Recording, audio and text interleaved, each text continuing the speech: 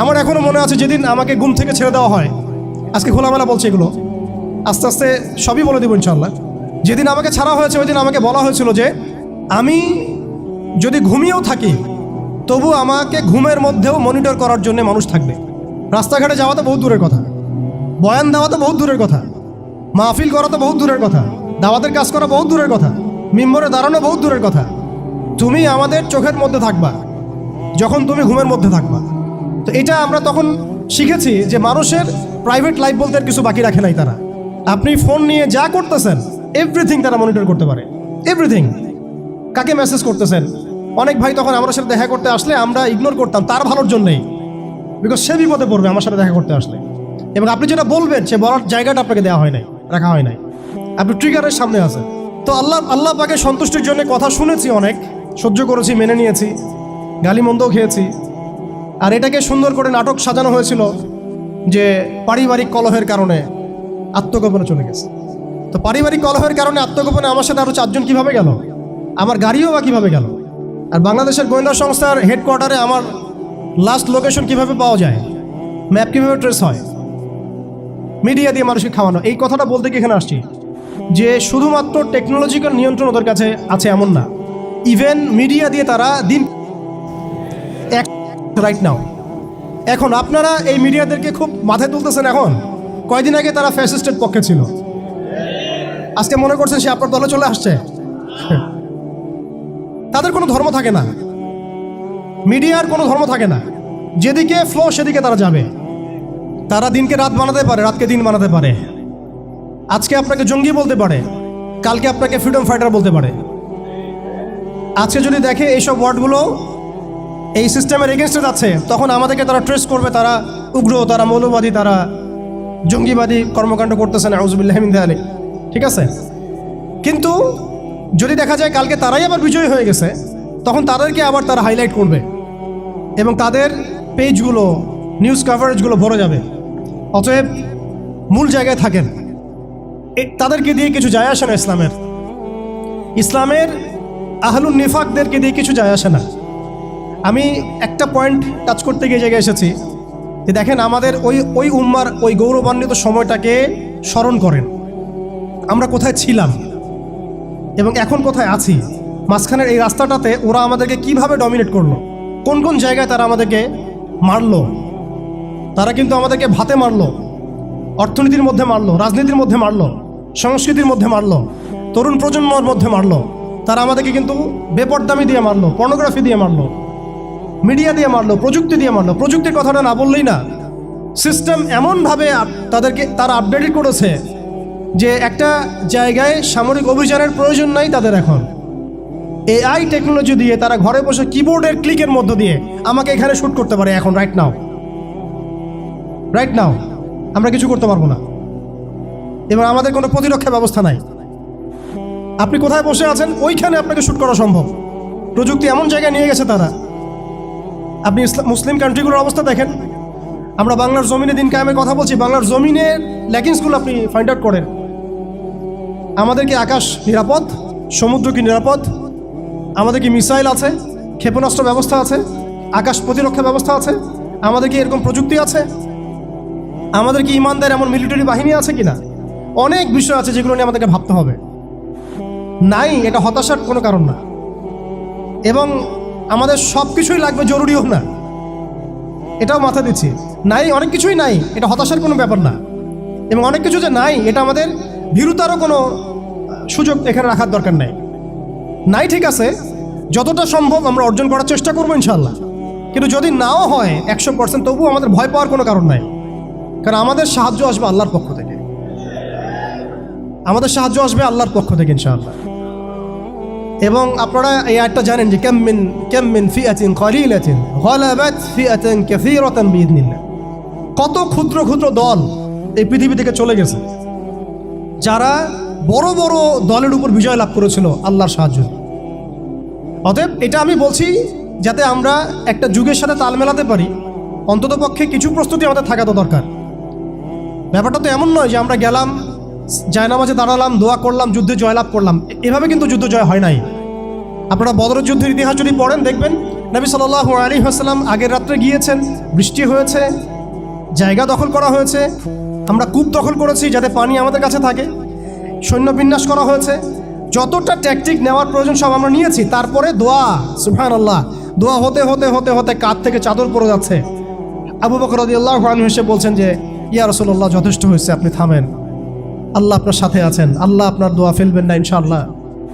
এরপরে দেখলেন 313 নিয়ে আমরা ওদেরকে হারালাম। সব কিছুর প্রয়োজন আছে।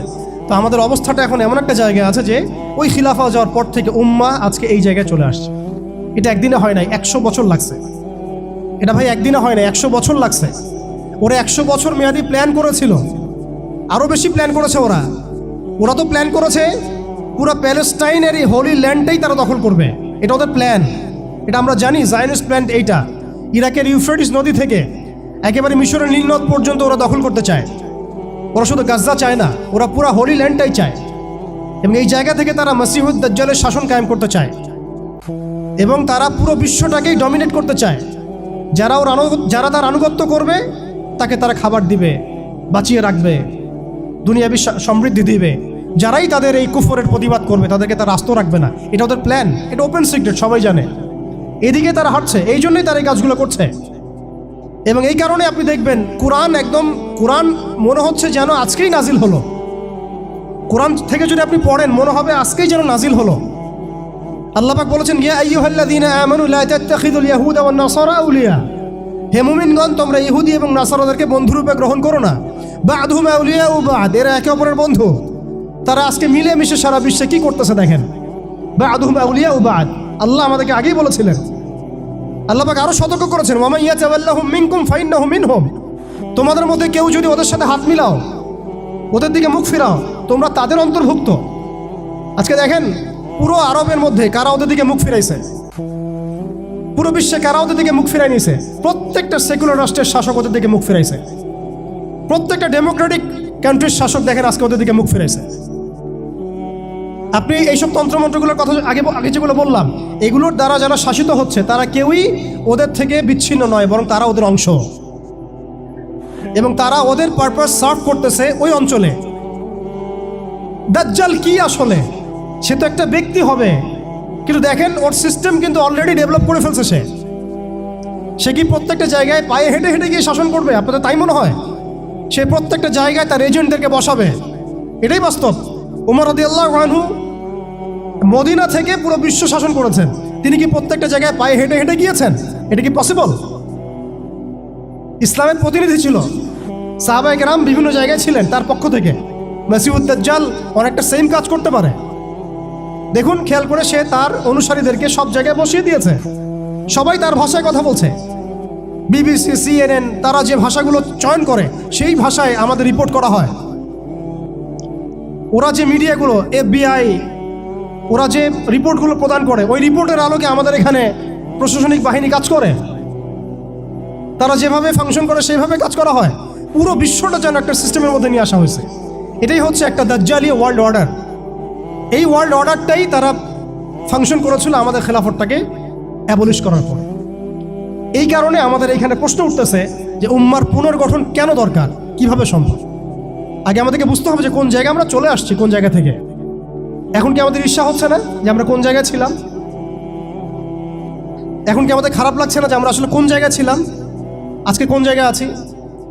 অনেস্টলি স্পিকিং আপনি বলেন, আজকে যদি গাজায় 1000টা শিশুকে হত্যা করে আমি কি করতে পারবো?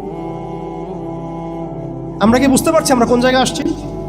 আর স্মরণ করেন সেই সময়ের কথা যখন একটা মুসলিম যুবতীর উপর চোখ তুলে তাকানোর অধিকার কারো ছিল না, এই ক্ষমতা কারো ছিল না।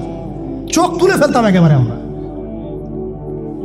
ঘরের ভিতরে যদি বাহির থেকে কেউ তাকাতো অন্যায়ভাবে, চোখ উপড়ায় ফেলতাম আমরা। একটা মুসলিম রমণীর সম্ভ্রমহানি করা হয়েছিল এই সাবকন্টিনেন্টে, এই সিন্ধুতে, মনে আছে আপনাদের? তার সম্ভ্রমের জন্যে, তার সম্ভ্রম বাঁচানোর জন্যে পুরা মুহাম্মদ বিন কাসিমের জাইশ আসছে। আমি কি চিন্তা করতে পারছি আমরা কোন জায়গায় ছিলাম?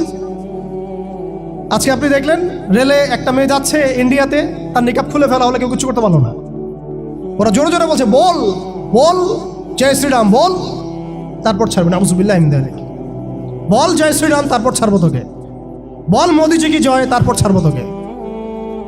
চিন্তা করছেন আমরা কোন জায়গায় আসছি? আমাদের কি ভারতে মসজিদের অভাব আছে, মাদ্রাসার অভাব আছে? ভারতে কি মুসলমানদের সংখ্যার অভাব? তাহলে কেন এই জায়গায় আসলো? একটাই কারণ, রাজনৈতিক শক্তি না থাকলে উম্মার অবস্থাই হয়। রাজনৈতিক শক্তি, হ্যাঁ রাজনৈতিক শক্তি হচ্ছে এখন আমাদের মূল লক্ষ্য হওয়া দরকার।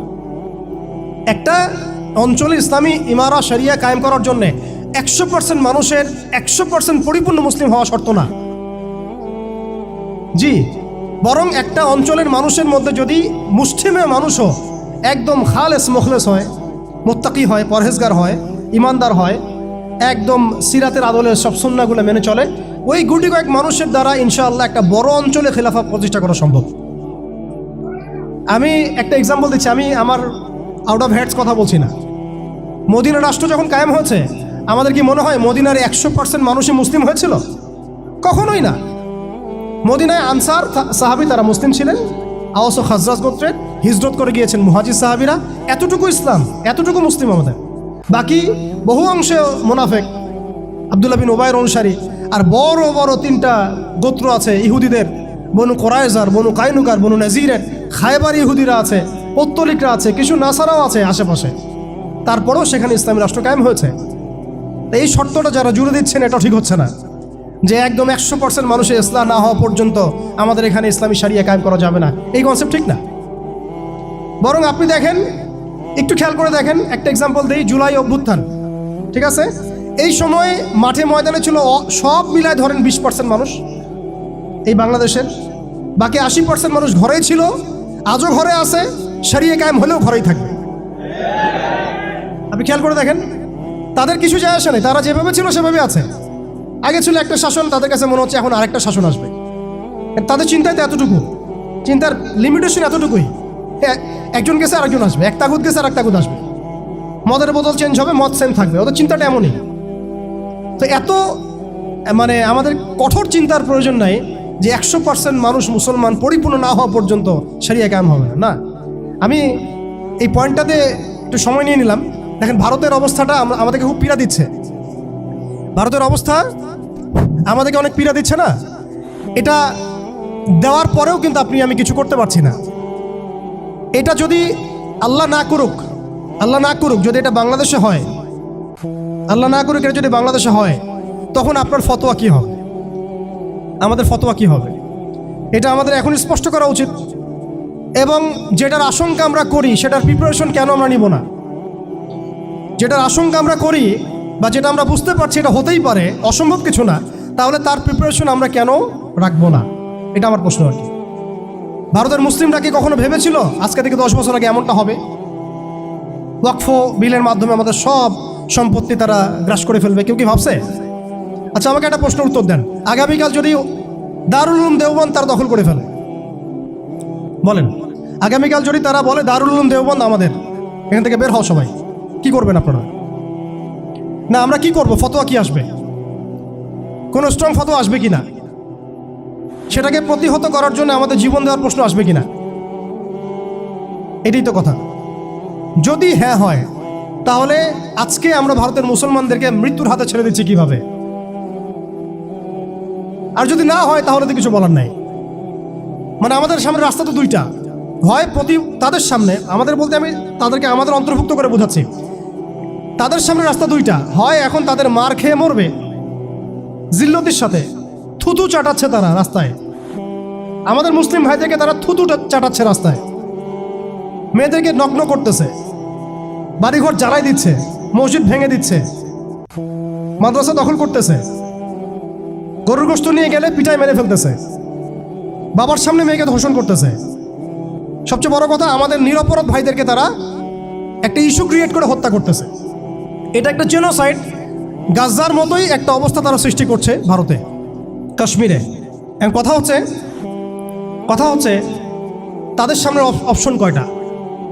হয় তারা এই জিল্লতিগুলো সহ্য করে এভাবে লাঞ্ছনার মৃত্যু মরবে, অথবা প্রতিহত করে শাহাদাতের মর্যাদায় মারা যাবে, শহীদ হবে। এর বাইরে কোনো রাস্তা আছে কি না? এখন আমরা যদি আমাদের পার্শ্ববর্তী অঞ্চল সম্পর্কে সচেতন থাকি, তাহলে আমাদের অভ্যন্তরীণ বিষয়গুলো সম্পর্কে আমাদের সচেতন থাকা উচিত কি উচিত না? আমাদের উম্মার ফিকির অনেক গভীর।